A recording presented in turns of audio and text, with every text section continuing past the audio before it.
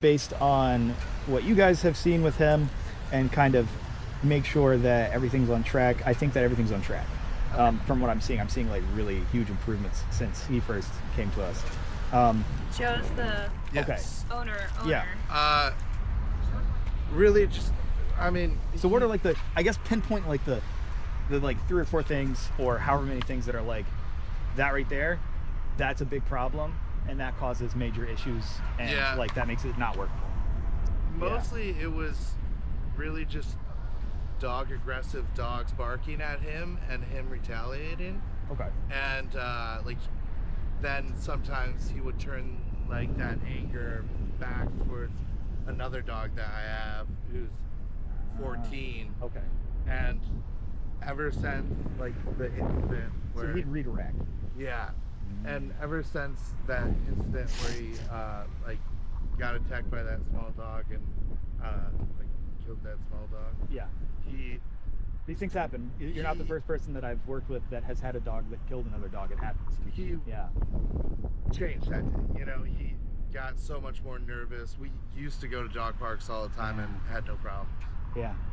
He does get a little humpy with other dogs sometimes, but hey, those are you know what's really bad. So it's like, okay, I don't think that's bad. Yeah.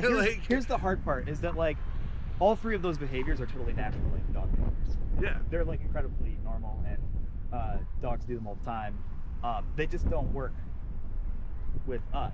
Like when they live in this, we don't find it acceptable, so we have to like rein it in.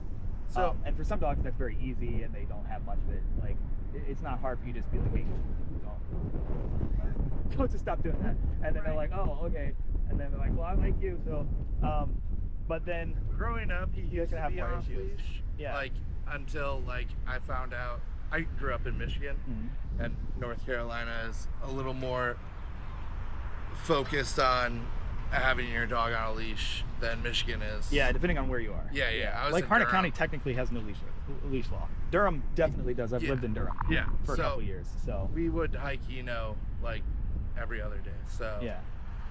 Or throughout the sub. The other big thing is like when he's laying down, just announcing that you're stepping around him or near him, because when he wakes up, he startles. Yeah, and he sometimes will throw a growl or a fake bite in there. Especially if you're new to him or if he's trying to like play a trump card or be Will he do it to you? With me, he doesn't ever fake bite, but he still growls. Yeah. But it's when you wake him up. Like if you're stepping around. Yeah, okay. He'll like sometimes hop on my bed, lay on my feet, and then when I budge, he'll growl. Oh, okay. Yeah, okay. Yeah, that makes sense. And then my cat attacks my feet when I do that. I have like a 5-month-old kitten right now, 4 months old, and they're like demons. Yeah. When they're from like 3.5 to like 6 months old, they're just evil. I'm like, oh, she gets on the bed, I'm like, danger, babe. Tell my wife, danger. My wife is having a protection. Oh, we're married.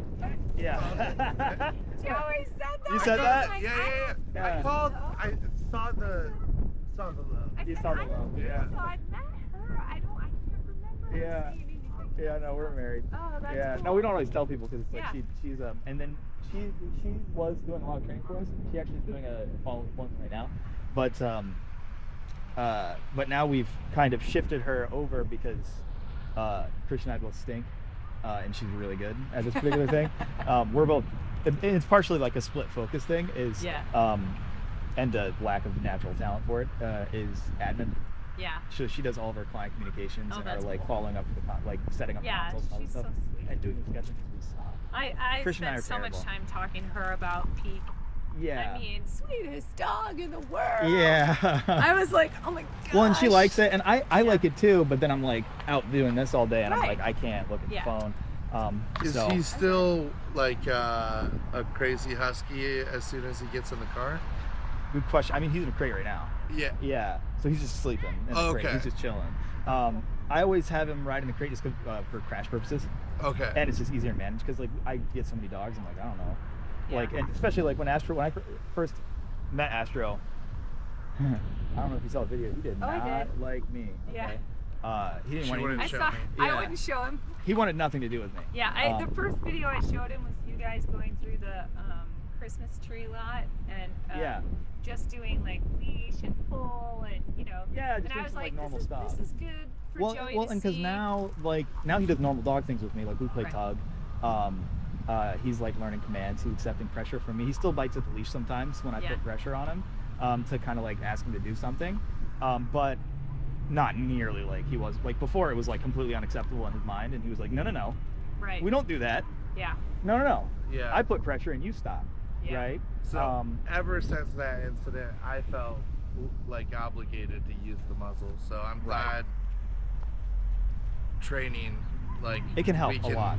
Not because I know he hates the muzzle. Yeah, you should be fine to go without the muzzle, but so like it's always good to manage the environment, right? Because we can only control two things. We can control training, right? And we can control the environment that we put them in, right? The things we can't control are Other genetics. dogs. And other people it's hard to other dogs, right? Behavior. But we can kids' manage whether or behavior. not he's in a dog park, as an example. Yeah. Like I just wouldn't do it. Yeah. Yeah, no. Just don't do it, right? I don't take any of my dogs to the dog park unless I know the people that are there. Like one of our trainers is over there right now with one of the dogs we're training, and I know she's friendly, so I had her, and she's like a little dachshund.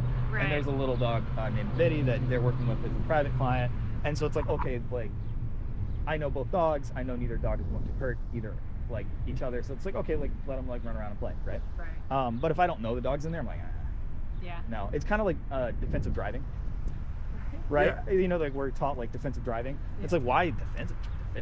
Who's on offense? What's happening here, right? Well, it's like, well, you can't count on other people to make the right decision when they're driving. They might be looking at their phone or Right. doing something else random or speeding or being reckless, and then if you're not being defensive and paying attention, you die. Yeah.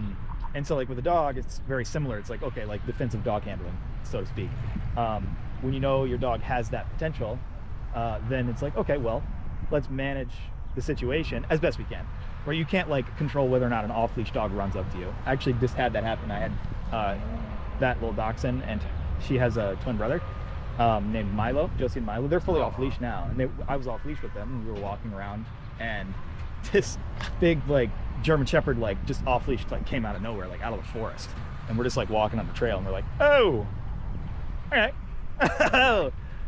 okay, all right, let's go. Like, like what can you do? Like maybe you got to kick a dog in the chest. I don't know, like, because like they might attack you. You don't know that dog, right? So you can't control things like that, but you can control like, okay, don't go to dog park or certain situations. I didn't know how bad dog parks were until going to NC State after the incident. Yeah. Where they taught us a lot of redirecting and other techniques that. Yeah, because they can be helped them a lot. hugely problematic. Yeah. And then like, okay, so they probably worked with DRO and DRY, or what they're called, the acronyms, and they work very well. DRO is differential reinforcement of other behavior, right? Yeah. So you're redirecting. Yeah. And then DRY is a differential reinforcement of an incompatible behavior, right? So then you're reinforcing, as an example, they want to lunge and bark at somebody and like move towards them, and you tell them to sit, right? So it's like, okay, well, you do this and you get something good, you do that and something bad happens, right? Look. Yeah, but very often in that case, depending on how it's being done, this is something that I normally go over on these lessons. I'm not just ranting. Is there's something called operant conditioning. You don't need to remember that, but it's just the way that we create or get rid of behaviors, essentially. So there's 4 ways to do this that you can think of them as like buckets that different things go in. So there's 2 that create and 2 that get rid of behaviors. So the 2 ways you can create a behavior, we'll take a human example. Say that I want you to put your seatbelt on when you get in the car. Well, I could have like a little dispenser in there that like reads like when you get in the car and drive away and you drive a certain distance. Like they drive 5 minutes and they have their seatbelt on, they're doing good, and they didn't take it off, and then like $1 comes out, right? It's like, well, that would work, right? You know, if $1 came out every time I had my seatbelt on for a few minutes, I'd be like, yeah, heck yeah. I put my seatbelt on every time because I'm like, I'm gonna get my dollars, right? So that's one way. The other way, which is the way that they actually use, is if you get in the car and you drive off without your seatbelt on, what happens?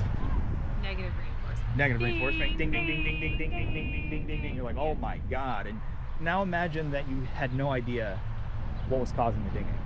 What would you do? Start pressing buttons. Yeah. And try anything that you could to try to get it to turn off. And then if, like, you know, like a little alert flashed on there and said put your seatbelt on, you'd be like, oh, okay. And you put the seatbelt on and stop. You're like, whoa, good Lord, thank God, right? So yeah, negative reinforcement and positive reinforcement, right? And then you have negative and positive punishment. So the two that are the most controversial are negative reinforcement and positive punishment. Because there's a whole movement where they're like, we don't use those really almost at all, or as little as possible. I don't think that makes sense to completely cut off those options, because there's a thing that I've thought about a lot is, one, just like the practical effects on the dog. Like in this case, you know, that gets dogs put down if they can't get past those behaviors, or gets them, they go to shelters, or bad things happen, right? Yeah. Or dogs just get shoved in crates all day because they can't control the dog. Those kinds of things happen. So there's some practical. Drugged, drugged up, and like they're just drugged all day, every day for the rest of their life. Right. I've worked with dogs like that. And then the other part of it that I thought about a lot is, like, even within the teaching process, there's two kinds of like things that can happen in the teaching process. So like one is, you know, you could have like some kind of physical pressure or psychological pressure put on you, right? And that can be painful. And then the other is the frustration of not understanding. And with a lot of behaviors, if you don't use negative reinforcement or positive punishment at all, you end up with practical problems, but then you also end up with this frustration where they're like, I don't understand what the problem is. Yeah. That's that dog. Yeah, exactly. Got positively reinforced for negative behaviors, and then negatively reinforced for the same negative for the behavior. same, and so then it gets like, you would get positively reinforced for. So he just got. Well, like a really funny example is pulling. Like pulling is a really easy example. People normally both positively and negatively reinforce it without knowing. So like if you imagine you're walking your dog, walking, and then they see something they want, so they start pulling you towards it. And what are you doing? Well, you might not be paying attention and you're looking at your phone or whatever. You just don't mind, and they're pulling you. And then the pulling, when does it go away? When they get to the thing. Right. So then the pulling they is got reinforced. Positively reinforced. Yeah, they got positively reinforced because they got to the thing, and they also got negatively reinforced because the pressure turned off when they pulled. So I tried for 2 years stopping every time he pulled as a puppy growing up, and I feel like on trails in the sub or like sidewalks, we got it down, but as soon as we were in like a trail, like they only wanted me to use a 6-foot leash moving forward with him, and it was impossible to stop every time on a trail. Right. Yeah. To have him, because you wouldn't get a walk. Yeah. It just you'd go nowhere. Yeah. You'd be stopping. Yeah. And like yeah. No, I mean I get it. You know, maybe, and this was one of the things that Shona and Jimmy talked to me about. Like, there's pragmatic spaces for the dog to explore, like, and then there's non-pragmatic, like stopping every single time that you're on a trail where there's a ton of scents and smells and everything. Not pragmatic. When you're at an art festival, you know, and you need the dog to stay with you, you need them to be safe and heal. Much more pragmatic to, you know, to stop, to plan to stop, because smelling that's important. Yeah, it's therapeutic. Dogs need that for mental stim. So the way that I think about the walk is that the walk is, and it's actually the reason I use Flexies. We get like tons of Flexi hate all over our social media. I use Flexies on my dogs. That's just the best. The best tool for a dog trainer and for a dog owner once they have a trained dog and know what to do with it. Yeah. But it gets a lot of hate because it can be used in such a way that it is really problematic. Yeah. Right. So what you see, like in the news, what you imagine is like it's all the way out into the flexi. Yeah, or like yanking them really hard, or it's like they're all the way out of the end of the flexi, just like going wherever they want, and then they get all tangled up and stuff, and then they get to people that like they should have not gotten to, or to dogs that they should have not gotten to. They should have been under control, right? Right. So it's just like anything else. They can do the same thing on the regular leash. Just proximity is closer, so you're giving them less freedom, right? But the advantage of this is that this is like, for me, this is how I train all the recalls for the most part. Sometimes I do it on a long line, just depending on the dog and what we're doing with them. But those two tools are how I train recalls. I use the long line or the flexi attached to a pronto, right? And then I layer in an e-collar with the stimulation, and then they learn like very quickly, and then you have to use it incredibly rarely, which is what I like about it, is that you can get quick results, which way lessens the frustration for the dog. Right. And you can also get to a place very quickly where you're not like out here doing this. To be very honest, in the past, I had that problem sometimes. And I've worked with people that are like, yeah, we use an e-collar, but like it doesn't work for him, and like we use it. There's normally two issues. One is it's not clear to the dog what turns the e-collar off. Yeah. So like if you have any kind of pressure, it needs to be incredibly clear and obvious how to turn the pressure off.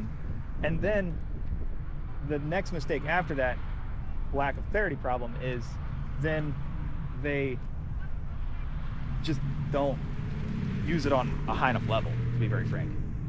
So you can kind of think of it this way, like if someone taps you on the shoulder and you're kind of like maybe sensitive to that kind of thing, right? You might be motivated to escape that. So you might be like, ooh. But you might not be motivated enough to like plan to avoid someone tapping you on the shoulder, right? Or like if I walked up and like pinched you, not very hard, just like a little pinch, you might be like, hey dude, like, right? But you wouldn't like be like, all right, I'm gonna stay far away from that guy now, that way he never pinches me again, you know? I mean, maybe, but I don't think so, right? Like you wouldn't be like, oh, like planning your day, right? However, if I walked up and like punched you in the face as hard as I could, you might avoid me after that and be like, nah, like that's when you start like thinking about getting a person like a restraining order, and you're like, no, keep that person away from me. Then you're planning to avoid that. The reason is because this was like small and this was big, right? So you have an escape level and you have an avoidance level. And so once somebody knows something, then you can think about it as like levels of responsibility or accountability that they have. So say that you're like teaching a kid a math problem. If you're teaching them a new math problem, they like not familiar with that kind of math, and they're getting it wrong, you don't go, what is wrong with you, and then punish them, like severely. You don't do that, right? You don't go like, what is wrong with you? Because they don't know. So you just say, well, almost, not quite. And then you're like, all right, like, let me show you. And you might be like, all right, you can get it. You're putting a little pressure on them to do it, but you're not like putting a bunch of pressure on them. Now, let's say that like they already know it. You've been working on it with them for a month, and then kids do what kids sometimes do, where they just go like, I don't know. And you're like, yeah, you do, right? And then you might be like, no, you're not doing that. Talking about action. Yeah, they do that, right? Sometimes they're like, I don't wanna, and you're like, no. So then it's like, well, what do you do in that occasion? Well, it's like, all right, if they don't know the behavior, you go, hey buddy, like, let me show you, right? But if they do know the behavior, like, no, you're gonna do it now, right? And then like you might have a higher level of stimulation on the e-collar then, right? So as an example, like when I taught, this is the way that I taught him to not pull. Is at first, for the first few times I took him out, he doesn't know. Not really. Like he's kind of like, and then he's just like, just pulling me as hard as he can on the prong collar. So I'm like, okay, all right, cool. That didn't feel good, but sick, But then like I'm kind of popping it and being like, right? And we're just doing the phases. Lucy's walking. I posted those. Right. And then he figured it out. So he learned how to avoid it. He's like, okay, avoid this. Well, then if he starts pulling me, then it's going to be more of a problem. Right. So Because he already knows he's not supposed to be pulling. Exactly. Yeah. So then I use the e-collar for that, because then that takes you to a place where you start to get them to be fluent in like how to think about the e-collar pressure. Got it. So it's like, hey, you feel pressure on the leash. The correct response is to not pull into it, but to back off of it right away. And then you're fine. Nothing happens. Yeah. Everything's cool, right? And so then same thing with the e-collar. If you feel that e-collar pressure, it's like, hey, like start coming back towards me. Yeah. You're creating a learning loop. Yeah. Yeah. So And boundaries. that's So- and boundaries. So you set the boundaries, Yeah. you don't let the dog set the boundaries, and they have clear and distinct signs and signals that enable them to feel safe with you because they know if this, then this. It's predictable. Yeah. Precisely. So is the e-collar constant? Or is it like just like a one-time? I don't know. I've never. What do you mean by constant? Like No, it's not zapping him constantly. It's only used as a stimulus when you need it to reinforce the negative. Yeah, he's wearing it right now. It's just some bling. Right? Yeah, I mean, like same thing with the prong collar. Prong collar is just loose, right? It's only if they pull into it, then it tightens. Or if you pop it, then it tightens. And then the e-collar, same thing. The one that he's wearing right now, because he's got thick fur, and just because it's more comfortable, it's got long. it's got an attachment on it that has wings. So it goes out like this. So it can touch here and here, and then it's got 4 little tiny ones that go here. So Got it. normally you think about like an e-collar, it has 2 prongs. Yeah. This one is an attachment that you can put on it that's like titanium plated, Oh, got and it. that makes it more comfortable for the dog. Oh. And then it makes it where like you get constant contact when they have longer fur, because Ah. otherwise you lose contact, and then it makes contact, and then you have Oh, problems yeah. like this, where you're like, it's not working, and you turn it up, and then all of a sudden It works. It makes contact, and they're like, "Ah!" Yeah. Right, and you're like, oh, oops. I never want to do that. Yeah, I didn't want to. again. That was not my Yeah. my goal there, you know. Yeah. The other thing though to think about with the e-collar is that it's not constant. It's only if you activate it, right? And then you only use it in a way that makes sense. So as negative reinforcement or as positive comment, right? So as negative reinforcement, an example would be we're walking, and we'll do it. I'll get them out in a minute. We'll be walking, and then like I say, Astro, come. And he pulls one of these.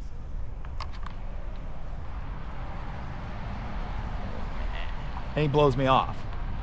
Well, then I'm going to go Astro, and then I'm going to tap the e-collar. Right? And he's going to be like, ugh! And then he's going to come back to me. Yeah. So then if I use that on a little bit higher level, then the next time I say Astro, come, he's going to be like, oh! Right? He's going to be like, I don't want that to happen again. Yeah. And then the good thing though with the dogs is that they live now, they don't have like as far as we can tell, they don't have like a life history that they're not like napping in their crate like yesterday, mom, like they're not writing in their diary like they did this to me like 2 years ago, I remember, like they don't do that, right? Now, but they might have aversions to things, right? That's natural. Or they might have something that like they want. That's natural. And those aversions can be rooted in their history, but ultimately like they're now, so that's where they're thinking. So that's useful because then it means that you do that once, as long as it's clear, you're not going to have trauma problems, because that's always a worry for people. Is like, am I going to give my dog like trauma from using an e-collar? It can't injure them, but it can mess with their head. But I like to give this illustration. Done incorrectly. Yeah, it done Yeah, incorrectly. Used incorrectly. Yeah, mostly it's just if they don't know why it happened. So they've done studies on Right. that. It's like if it's contingent on the thing that they did and they understand, Yeah. totally fine. Well, If that's it's little non, kids.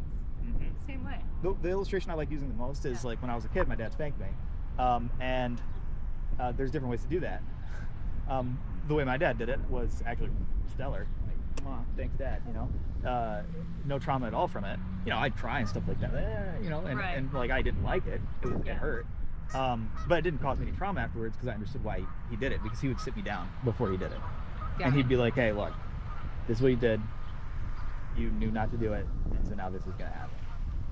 And then the spanking would commence. Clear consequences and clear boundaries. And I had an easy way to avoid it. Yeah. For the next time. Don't do it. Yeah, just don't do that again, you know?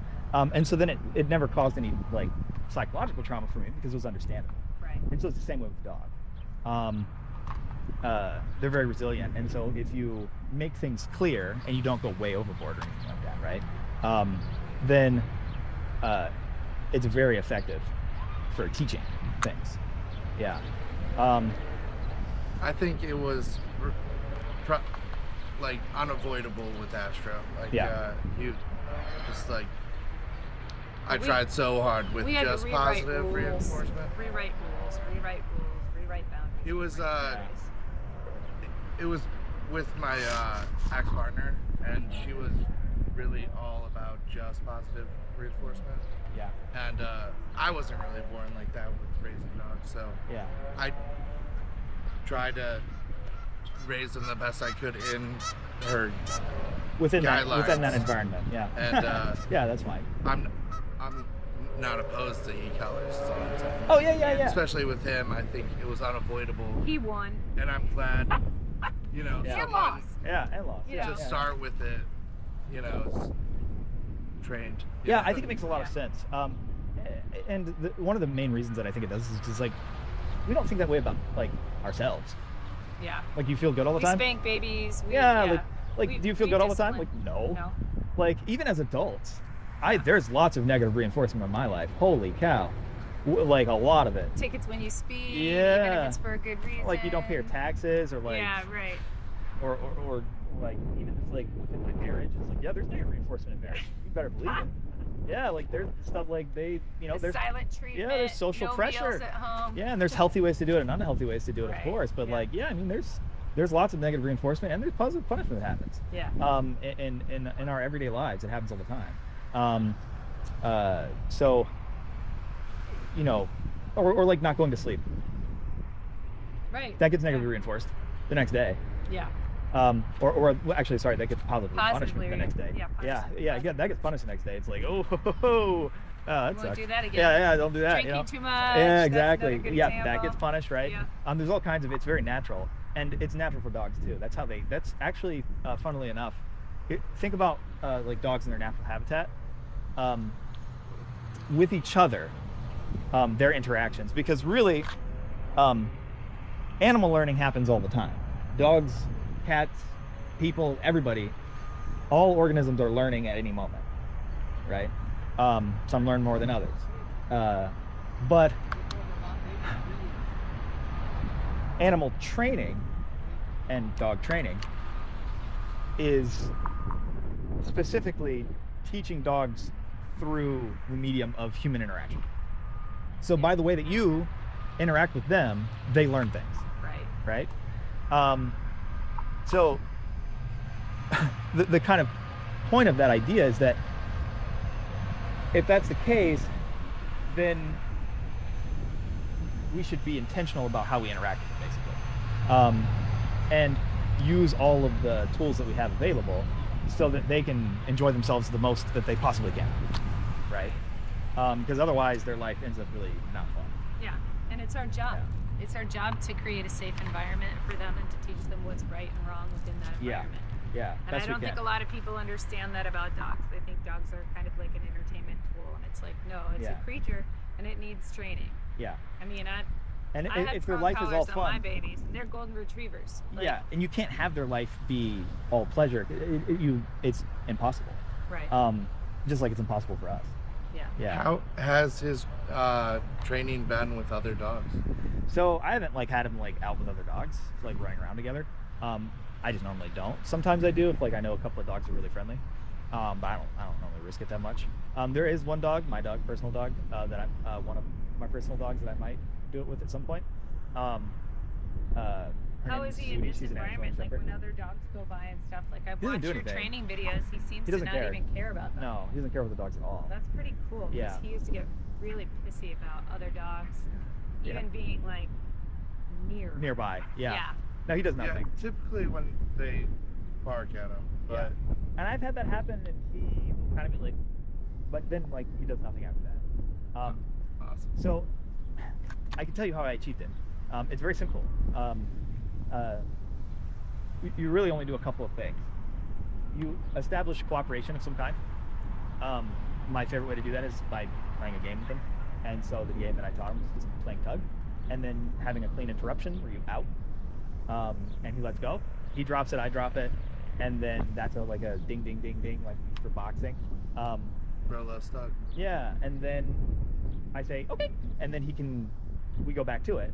So you simultaneously get cooperation with the dog, and then also authority, right? Because you have to enforce the out. The way I teach the out is I just pop until they drop it, and then as soon as they drop it, I go, good job, and then I go okay, and then like they get it back, and they're like, oh, okay, so out, I drop it, but I'm gonna get it back, right? We're gonna play again, and then you can start using that to teach them to restart the game by doing something for you, like sitting or down. So you're using that as like a reward replacement behavior. Yeah. Like when he gets overly fixated on something else, give him something he really enjoys looking at or doing. I normally don't do that. Okay. Interestingly, what I normally do is I just let it play out. I just see what happens. If he makes good choices, nothing happens. And then if he makes a bad choice, then I punish it. Got it. And we move on. So I might just go like, and I might give a little pop, and then I might just go, all right, let's go. And so redirection cue is let's Redirect. go. Yeah. Right. So I kind of go like, don't do that again, Yeah. and then we move along. Give him a clear, that's not acceptable, Yeah. and then leave. And it just depends on like what it is that he did, right? Yeah. So like there might be something that's inconvenient. I will probably not punish that directly, like Right. positive punishment, right? I will probably just give him a different command, like let's go, the redirection cue. And then if he doesn't do it, then I might negatively Then you- reinforce the right. let's go, Right. right? So like we're walking along and he looks at like a duck or something and he's like, oh, and then he's like, "Rah." Then I might just be like, hey, like, like let's go. And then if he just goes ahead and redirects and comes with me when I say let's go, then I'm like, all right, cool. Because that's like not a behavior that I care about that Right. much. Yeah. I just care that if I tell him to like move along, then he moves along. Right. However, if he like lunges at a child, as an Yeah. example, which has not happened, but if he did that, then I would be like, nope, and I would punish the behavior directly, Yeah. right? I wouldn't give him an alternative thing. I wouldn't be like, come. I would be like, no, dude. Right. Like, That's a hard no. don't do that Yeah. ever again. Hard right? no. Yeah. Plays bunnies and cats mostly. Yeah. Like those size things. Yeah, yeah, and he has been around one of our cats on the property. He's our resident dog tester. His name's Phil. He didn't care about Phil that much, Good. for what it's worth, so that's good. Yeah. The only things we've had any issues with are in enclosed spaces. He's not very happy. In wide open spaces where he has options, much easier for me to deal with, right? So like in the kennel, like in the 10 by 10, sometimes we'll like growl at like our kennel pet, right? But through the fence. Right. If you go in, he leaves you alone now, right? At first he was not happy when I was in the Either kennel with way. him. Yeah, either way. He was nipping at me and stuff like that. Yeah. Yeah, no, I put on a full bite suit, because I just thought I don't want to get hurt. Yeah. The first video, and I was like, I'm not showing this to Joey. No. Yeah, well, and he's only bitten me once, like actually. Yeah. And he bit me hard Really? on my hand. On this one, I had like Kevlar bite gloves on. He didn't bite me the hardest I've been bitten recently. Through that glove. That would be yesterday, actually. I got this little mark through the glove. Dubious honor. Yeah. Hey, So way to go, Astro. yeah, that was number 2. maybe his had more pressure behind it, but not Yeah. more intention. Got it. And that's the other thing that I kind of want to talk about is like, okay, like where is he at mentally with this kind of a thing? He's not in a place of like, I want to hurt you. Right. That's not how he thinks. Did he just wake up when that No. happened, or no? So it was the first time I went to put a prong on, Ah, and he did not like that, Jay. Because I'm like, dude, I have to walk you. We have to like go walk. so Yeah. that's one of my major concerns is like I am the only person Yeah. that puts his harness on and his collar on. Yeah. And like everyone else, he will play that game where he'll tell him like, I don't like that. Getting that harness off took me. Yeah. I won't lie to you. I was like, oh my god! It took me so long to get that harness off, like days. And I was like, I kept trying. I did get it off, but yeah. But yeah, no, I know what you're saying. It was though. a big concern for me. So. Yeah, it should be, because it's like, okay, well, now he lets me handle it now. Like, I take everything off and I put it back on every time. Good. So like before I came here, that's what I had to do. It was like he was naked, Yeah. except for his like flat collar, and so then I have to gear him up. I have to put I put on a slip collar that's like a backup that's attached at the same time as the prong, and then I have to put the prong collar on, and then I have to put the e-collar on, and then I have to take it all off every time, right? So he lets me do it now. That's really cool. And he lets me like pet him on the head and like pet him on the back. He lets me touch him now. At first he didn't let me touch him at all. Yeah, he just wouldn't let me That touch is him. kind of surprising. Yeah. But the way that at first I just did positive counter conditioning with Yeah. food. That's the Loves only time food. I think I've used food with him. Loves Maybe food. twice. I Yeah. think I've only used food with him maybe a couple of times. One was doing that, and the other time was just like randomly I lured him into a down. But other than that, I've just been using environmental rewards and play, because they're both goated. I think they're the best for most dogs. Because if you take Astro on a walk, what does he want the most? Why does he pull? He wants to smell everything He wants to that is sniff. around. So Yeah. I'm like, all right, go do it.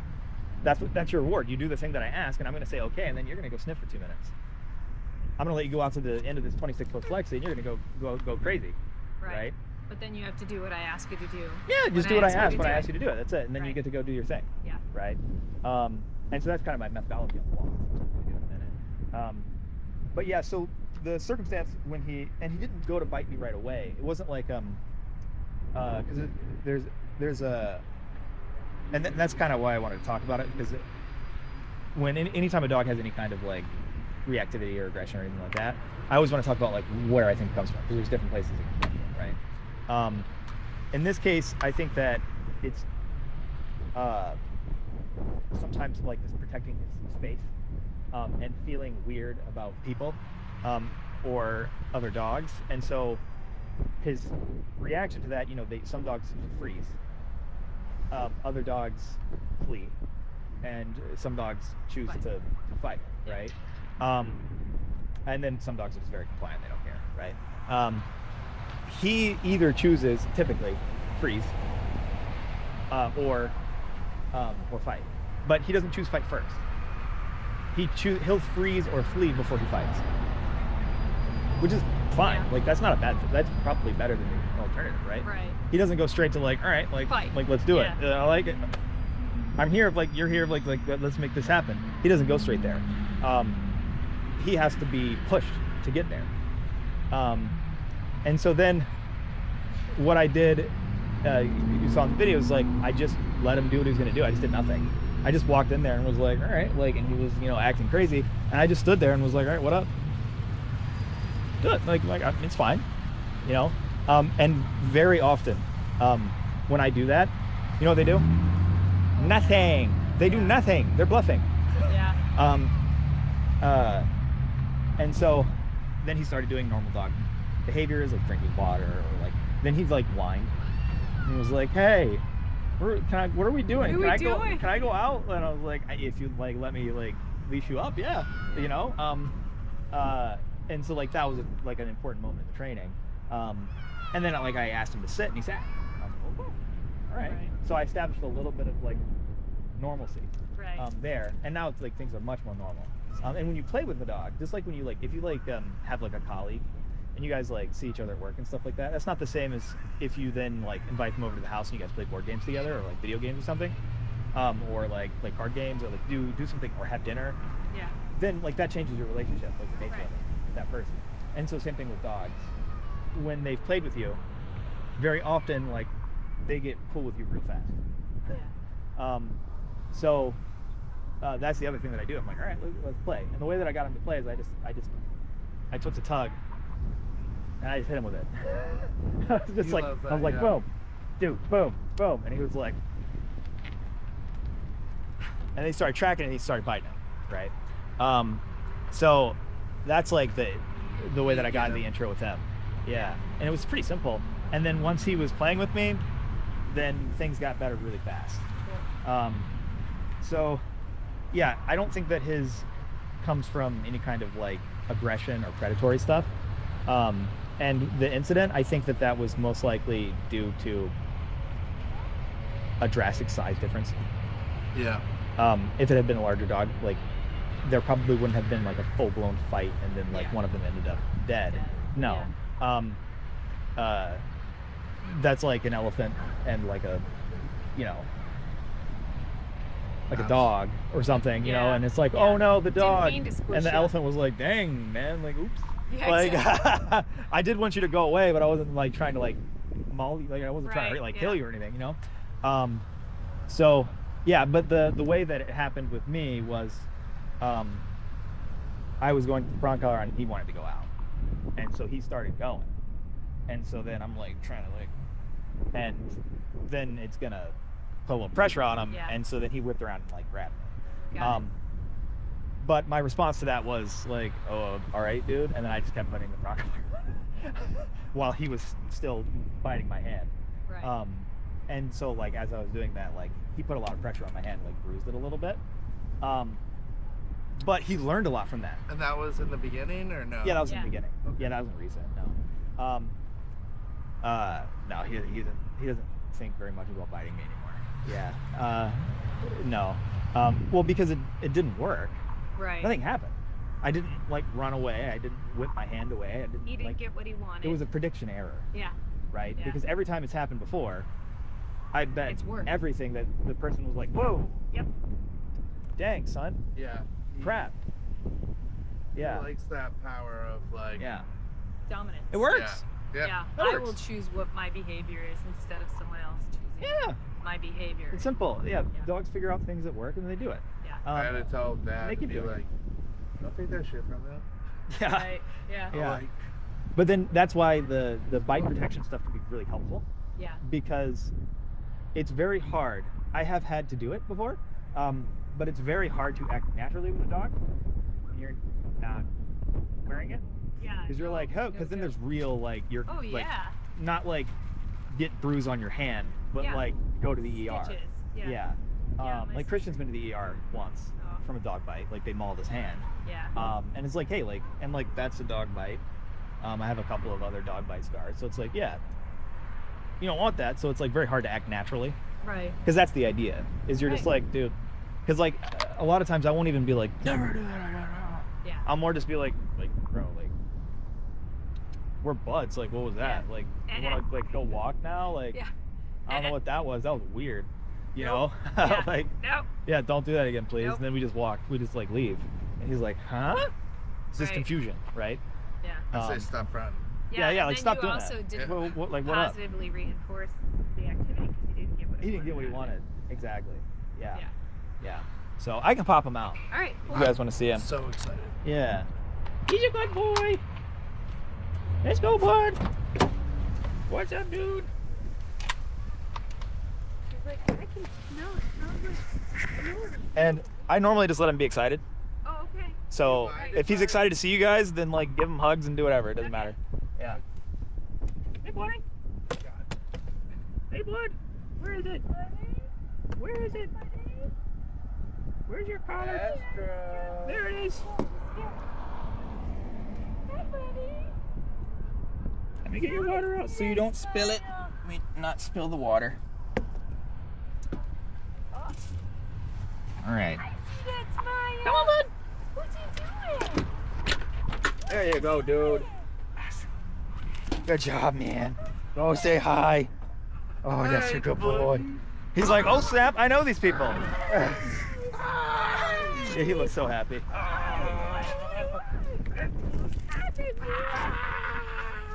He needs a bath. He's been rolling around in the dirt. Of course, he loves rolling in the dirt. Yeah. Are you so happy to see your daddy? Are you so happy to see your Hi, buddy. Hi, I know. Good boy. What are you Good job, buddy. Oh. Hey, man. Good job. Yeah, that's good job, buddy. I watch your videos. He's You're doing happy. so good. You're doing so good. Yes, you are. Proud of you, buddy. I'm so proud of you. Yeah, he's a good boy. You're doing so We're excited.